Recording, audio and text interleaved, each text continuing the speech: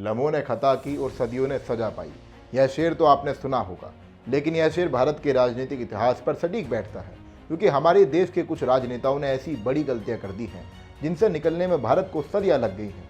यानी कि पाकिस्तान को परमाणु ताकत बनने देने की गलती, पीओके के मुद्दे को अंतर्राष्ट्रीय मुद्दा बनाने की गलती, जिहादी आर्मी चीफ असीम मुनीर को भारत माता का अपमान करने देने की गलती। यह सब वो गलतियां हैं जिन्होंने भारत को सीमाओं से ही नहीं बल्कि अंदर से भी कमज़ोर बना दिया था, और इन गलतियों को सुधारने में एक लंबा अर्जा भारत को लगा है। मोदी ने लगभग 75 साल बाद नेहरू और इंदिरा की नाकामियों को ठीक कर दिया है। मोदी ने पीवी नरसिम्हा राव का सपना पूरा कर दिखाया है। आज मोदी की उन नीतियों को मैं आपके चैनल दी कर्मा पर डिकोड करने वाला हूं, इसलिए मेरा आपसे निवेदन है कि इस वीडियो को पूरा आखिरी तक देखें। आज हम सब जानते हैं कि भारत का रुख एकदम साफ है कि हम युद्ध नहीं चाहते, पर इसका अर्थ पाकिस्तान यह बिल्कुल ना समझे कि हम भारत विरोधी ताकतों को बढ़ावा देना चाहते हैं। मोदी ने जो दहाड़ लगाई है ना, उसमें हम सब ने देखा है कि पाकिस्तान से जब बात होगी तो भारत विरोधी ताकतों का हिसाब लिया जाएगा, पीओके को लेकर बात होगी। पर मैं आपको बता दूं, यह सब बहुत ही पहले हो गया होता अगर पंडित नेहरू कश्मीर के मुद्दे को यूनाइटेड नेशन के पास ना लेकर गए होते। उनकी गलती के कारण ही यह मुद्दा अंतर्राष्ट्रीय मुद्दा बना था। दरअसल सबसे बड़ी बात तो यह है कि राजा हरि सिंह की मजबूरी रही थी कि कश्मीर की रियासत को आज़ाद रखना, क्योंकि कश्मीर में एक बड़ी मुस्लिम आबादी थी। उनको डर था कि कहीं वो लोग पाकिस्तान के साथ ना चले जाएं। पर साल 1948 22 अक्टूबर का वो दिन जिसने सबको हैरान कर दिया था, सबके दिलों को दहला कर रख दिया था। पाकिस्तान ने हज़ारों गिदड़ों की फौज को कश्मीर में भेजा। यह फौज धीरे धीरे कश्मीर पर कब्जा करने लगी और राजा हरि सिंह ने कश्मीर को भारत के साथ जोड़ने के फैसले पर हस्ताक्षर कर दिए थे। लेकिन इस सबसे ज़्यादा कुछ बदला थोड़े ही ना था, क्योंकि पाकिस्तान के गिद्ध तो आज़ादी के बाद से ही कश्मीर के ऊपर मंडरा रहे हैं। दोस्तों, ऐसे वक्त पर जब भारत की सेना पाकिस्तान द्वारा भेजी गई गिदड़ों की फौज से लोहा ले रही थी, तब पंडित नेहरू लॉर्ड माउंटबेटन की सलाह ले रहे थे। वे उन्हीं की सलाह को मानकर भारत के राजनीतिक इतिहास की सबसे बड़ी भूल कर बैठे थे। कश्मीर के मुद्दे को यूनाइटेड नेशन लेकर चले गए, जिसकी ज़रूरत थी भी नहीं। वे चाहते तो पाकिस्तान को जवाब दे सकते थे। पंडित नेहरू की बहुत बड़ी भूल थी। यूनाइटेड नेशन के फैसले में भारत को लगभग कश्मीर का 78,000 वर्ग किलोमीटर का हिस्सा खोना पड़ता है। यह डेटा केंद्र सरकार ने दिया है। संयुक्त राष्ट्र की साल 1948 की रिपोर्ट में भारत के साथ इतिहास का सबसे बड़ा धोखा हुआ था। इस रिपोर्ट में आपको समझ आएगा कि संयुक्त राष्ट्र ने साफ तौर पर कह दिया था कि कश्मीर के जिन इलाकों पर कब्जा हुआ वो अब पीओके है, और ये षड्यंत्र यहाँ तक ही खत्म नहीं हुआ था। संयुक्त राष्ट्र ने जनमत संग्रह की बात कही, पाकिस्तानी सैनिकों को वापस जाने के आदेश भी दिए, वे लोग नहीं गए। इसलिए भारत भी कभी जनमत संग्रह के फैसले पर राजी नहीं हुआ था। और एक डर भारत सरकार को यह भी था कि वहाँ पर मौजूद मुस्लिम आबादी पाकिस्तान का रुख करेगी, क्योंकि आज जिस हिस्से को पाकिस्तान आज़ाद कश्मीर कहता है, उस आज़ाद कश्मीर के नेताओं ने ही पीओके की ज़मीन चीन को भी दी है। मतलब आप खुद सोचकर हैरान हो जाएंगे कि आज़ादी की आड़ में चीन और पाकिस्तान ने भारत के साथ सबसे बड़ा धोखा किया है। और इस धोखे की वजह से ही मोदी सरकार ने साफ तौर पर पाकिस्तान से किसी भी समझौते से इनकार कर दिया है, क्योंकि अब अगर भारत बात करेगा तो वो केवल और केवल भारत विरोधी ताकतों को ख़त्म करने पर करेगा, वरना भारत कभी भी पाकिस्तान के लिए अपने दरवाजे नहीं खोलने वाला है। भारत ने भी कह दिया है कि यह मुद्दा दो देशों के बीच का है, हमें तीसरे की सलाह की आवश्यकता नहीं है।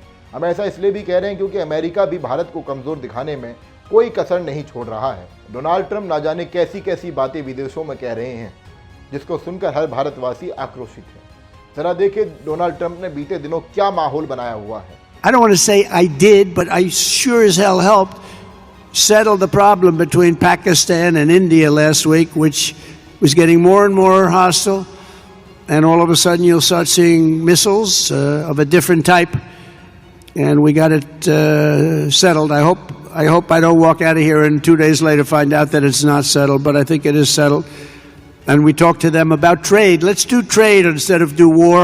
दोस्तों, आज भारत सरकार ने स्पष्ट तौर पर कहा है कि एस जयशंकर जी ने भी पाकिस्तान को जवाब देते हुए कहा है कि हमारी अगर पाकिस्तान से कोई बात होगी तो वो सिर्फ और सिर्फ पाकिस्तान द्वारा पाले गए भारत विरोधी संगठनों को लेकर होगी। जब हम भारत पाकिस्तान के बीच द्विपक्षीय बातचीत का जिक्र कर रहे हैं तो एक बात को याद रखना बेहद ज़रूरी है कि विपक्ष के नेता देश भर में आजकल इंदिरा गांधी के नाम का ट्रेंड चला रहे हैं। वे ऐसा दिखा रहे हैं कि जैसे कि मोदी ने तो पाकिस्तान को बख्श दिया होगा, और साल 1971 के युद्ध के बाद ही भारत पाकिस्तान के बीच की बातचीत द्विपक्षीय बातचीत कहलाई गई। इसमें कोई दोहराए नहीं है, क्योंकि 1972 में हुए शिमला समझौते ने यह साफ साफ कर दिखाया था कि पाकिस्तान और भारत के बीच की लड़ाई एक द्विपक्षीय मामला है और भारत पाकिस्तान के किसी भी मामले में थर्ड पार्टी को बीच में लाने की कोई ज़रूरत नहीं है। हालांकि इसमें भी इंदिरा गांधी की आज हम हल्की सी आलोचना करना चाहते हैं। हमें बताना चाहते हैं कि साल 1971 के युद्ध के दौरान भारत की सेना पाकिस्तान के लगभग 93,000 सैनिकों को बंदी बना लेती है। पाकिस्तान के लगभग 14,555 वर्ग किलोमीटर के क्षेत्रफल पर भी भारतीय सेना ने कब्जा कर लिया था। यह सबसे अच्छा मौका था पीओके वापस लेने का। उस दौरान अगर भारत सरकार ने सोचा होता तो पाकिस्तानी सैनिकों के बदले पीओके को वापस ले सकती थी। वो मांग कर सकती थी कि हम तुम्हारे सैनिकों को तभी वापस भेजेंगे जब आप हमें हमारा अधिकार दोगे।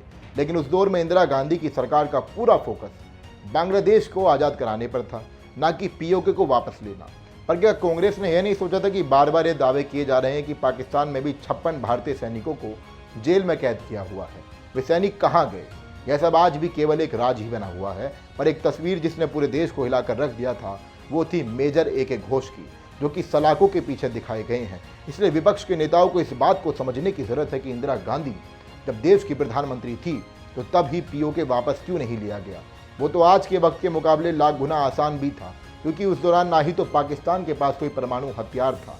तो अब आप खुद सोचें कि यह भी कांग्रेस पार्टी की एक बड़ी भूल थी कि उसने पाकिस्तान को द्विपक्षीय फैसले तक ही सीमित रख दिया, बल्कि पीओके का मुद्दा तो भारत का मुद्दा है। इस मुद्दे को भारत का मुद्दा बनाने वाले भी एक कांग्रेस नेता ही थे और वे थे पीवी नरसिम्हा राव।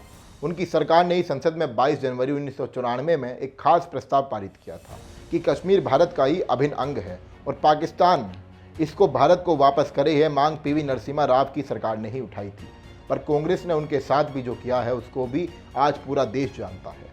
लोग पीवी नरसिम्हा राव के अंतिम संस्कार को लेकर कांग्रेस पर कई सवाल खड़े करते हैं। खैर, पीवी नरसिम्हा राव की सरकार ने ही पहली बार देश को एक किया था, तो हमने उनके योगदान को बिल्कुल भी नहीं नकारा है। इसलिए हमने उनकी बात इस वीडियो में रखी है आपके सामने। वे सदैव ही हर राष्ट्रवादी के दिल में रहेंगे। कांग्रेस का पीवी नरसिम्हा राव के साथ यह बर्ताव इसलिए भी रहा होगा क्योंकि उनके काम ने नेहरू की गलती पर बड़ा सवाल खड़ा कर दिया था। आज मोदी ने नरसिम्हा राव के विचार को आगे बढ़ाया है। आप देखिए, गृह मंत्री अमित शाह ने भी ये बात कही थी कि पीओके भारत का हिस्सा है, जो कि पीवी नरसिम्हा राव जी का एक विचार था। जम्मू में पहले 37 सीटें थी, 37 सीटें थी, ये भी न्याय का सवाल है। जम्मू में पहले 37 सीटें थी, अब 43 हुई है, 43 हुई है। कश्मीर में पहले 46 थी, अब 47 हुई है।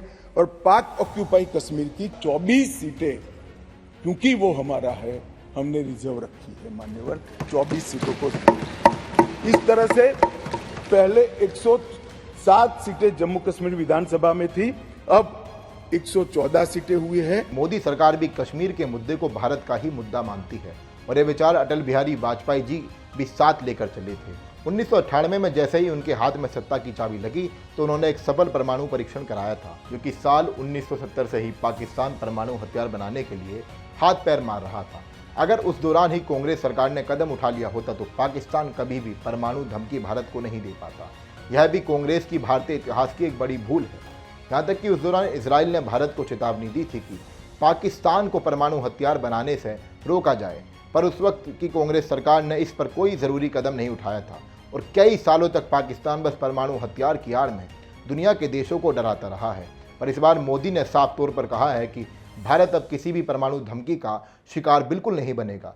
अगर पाकिस्तान ने कोई भी नापाक हरकत की तो भारत उसको एक्ट ऑफ वॉर मान लेगा, यानी कि भारत उस नापाक हरकत को युद्ध की शुरुआत समझकर सबसे पहले पाकिस्तान के परमाणु ठिकानों को ही तबाह करेगा, जो कि जरूरी भी है क्योंकि पाकिस्तान जैसे देश के पास परमाणु हथियार होना पूरी दुनिया के लिए बड़ा खतरा है। इस बात को हम हवा में नहीं बोल रहे हैं, इसके बारे में रक्षा मंत्री राजनाथ सिंह भी बोल चुके हैं। आप जरा राजनाथ सिंह के इस बयान को सुने कि कैसे गैर जिम्मेदाराना तरीके से पाकिस्तान द्वारा भारत को अनेक बार एटमी धमकियां दी गई हैं। आज श्रीनगर की धरती से मैं पूरी दुनिया के सामने यह सवाल उठाना चाहता हूं कि क्या ऐसे गैर जिम्मेदार और रोग नेशन के हाथों में परमाणु हथियार सुरक्षित हैं? मैं दुनिया के सामने यह सवाल खड़ा करना चाहता हूं। अभी आपने रक्षा मंत्री राजनाथ सिंह के इस बयान को सुना होगा, जिसमें उन्होंने साफ साफ कहा है कि पाकिस्तान के पास परमाणु हथियार होना एक चिंताजनक विषय है, खासकर कि भारत के लिए। और उनकी इस बात में सच्चाई भी है, क्योंकि पाकिस्तान के परमाणु ठिकानों पर पहले भी कई बार उनके ही पाले गए गिद्धड़ों ने हमला करने की कोशिश की है। ऐसी 3 घटनाएं मैं आपके लिए लेकर आया हूं और इन घटनाओं के बारे में ज़रा ध्यान लगाकर सुने। घटना नंबर 1, पाकिस्तान के वहाँ में तालिबानी समर्थकों ने पाकिस्तान के परमाणु हथियारों पर कब्जा करने की कोशिश की। यह घटना हुई थी साल 2008 में। इस घटना के बाद पाकिस्तान की सुरक्षा नीतियों पर काफ़ी सवाल खड़े किए गए थे। घटना नंबर 2, कामरा एयरबेस हमला जो कि हुआ था साल 2012 में। इस दौरान भी टीटीपी नाम के संगठन ने पाकिस्तान के परमाणु हथियारों को पाने की चाहत रखते हुए कामरा एयरबेस पर हमला बोल दिया था। और अब जान लीजिए घटना नंबर 3 के बारे में। PNS मेहरान नेवी के बेस पर हमला हुआ था जो कि पाकिस्तान के एक परमाणु ठिकाने के नज़दीक है। और आप देखिए किस तरीके से पाकिस्तान में जो परमाणु हथियार बन रहे हैं वो पूरी दुनिया के लिए सबसे बड़ा खतरा हो सकते हैं, खास करके भारत के लिए, क्योंकि जिन पिल्लों को इन्होंने पाला हुआ है पाकिस्तान की सेना ने, वो इन पर ही हावी हो जाते हैं। कई बार इनके ही न्यूक्लियर ठिकानों पर हमला बोल देते हैं। दोस्तों, पाकिस्तान खुद ही ऐसे संगठनों को पालता है जो उसी के लिए बड़ा खतरा है। मोदी ने भी अपने भाषण में यह बात कही है कि पाकिस्तान ऐसे संगठनों को बढ़ावा देकर अपने लिए ही खतरा पैदा करता रहता है। अब आप भारत द्वारा चलाए गए ऑपरेशन सिंदूर के दौरान भी देख लीजिए कि पाकिस्तान से न्यूक्लियर लीकेज की खबरें सामने आ रही हैं।